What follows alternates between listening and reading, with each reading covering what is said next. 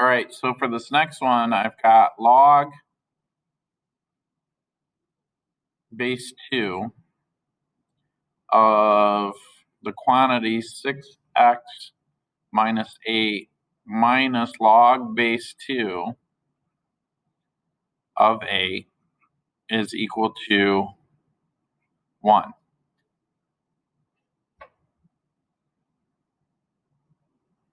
So what I need to do is remember that I can, I gotta think this through.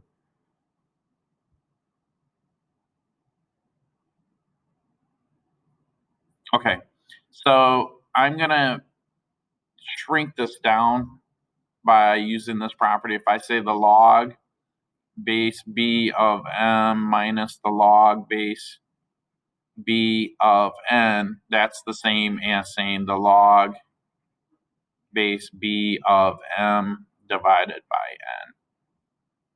So this becomes the log base 2 of 6x minus 8 all over 8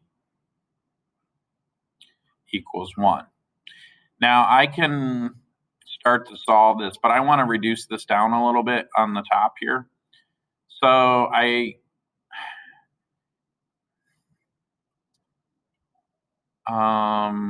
just for my sanity, so 6x minus 8 over 8 can be reduced by factoring out. If I factor out a 2, I get 3x minus 4,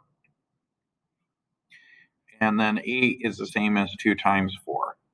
Now by factoring out that 2, it reduces down to 3x minus 4 over 4. Now I really can't do, well, I can. So now the next thing I could do is I could say 3x over 4. No, that doesn't help anything. So we'll just leave it like that. So this reduces down to 3x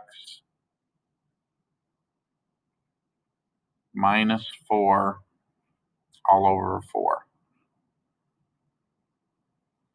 Okay, and everything else is the same. I think we've got to set this equal to 2. But anyways, so remember also that the log base m is equal to n, and then the relationship between that and the exponential b to the n equals m. So in other words, 2 to the 1 is equal to 3x minus 4 all over 4. Well, 2 to the 1 is the same as 2.